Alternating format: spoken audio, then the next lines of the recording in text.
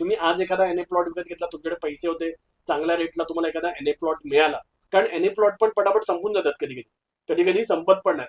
पण त्याची कारणं वेगवेगळी आहेत. काय होतं की एखाद्या चांगल्या लोकेशनला जर एखादा एनए प्लॉट अवेलेबल असेल तर तो सेल पण होतो. म्हणजे आता समजा आचऱ्यासारखं लोकेशन आहे, तिथून बीच पण जवळ आहे, आचरा डेटा पण आहे, तर तिथे जर प्लॉटिंग असेल तर ऑब्व्हियसली तिथले प्लॉट्स बराबर सेल होणार, चांगल्या रेटला सेल होणार. आणि उद्या जर तुम्ही तिथे एखादा एनए प्लॉट विकत घेतला तर तुम्हाला तो सेल करणं पण शक्य आहे. एनए प्लॉट म्हणतोय मी तुम्हाला. ज्या मोमेंटला तुम्ही एनए प्लॉट वरती घर बांधलात, ओके, तर त्यानंतर मग तुम्ही त्या एक्सपेक्टेशन ठेवू शकत नाही की तुम्ही 5 वर्ष त्या घरामध्ये राहणार, घराचा उपभोग घेणार. ते घर, त्याचं एक डेप्रिसिएशन होणार, ते एक डेप्रिशिएटिंग असेट आहे. तर त्याच्यानुसार मग तुम्हाला बघा ते सेल होईल, लिक्विडिटी आहे, पण तुम्हाला रेट काय मिळेल हे तुम्ही डोक्यामध्ये घेतलं पाहिजे.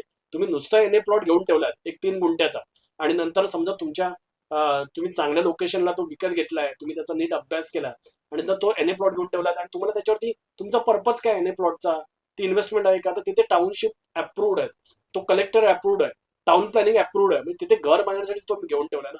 तुम्ही आज तो घेऊन ठेवला, तुम्हाला चांगला रेटला मिळाला, नंतर मग जेव्हा तुम्ही 15 वर्षांनी तुम्हाला घर बांधायचं तर तुम्ही तिथे जाऊन घर बांधा.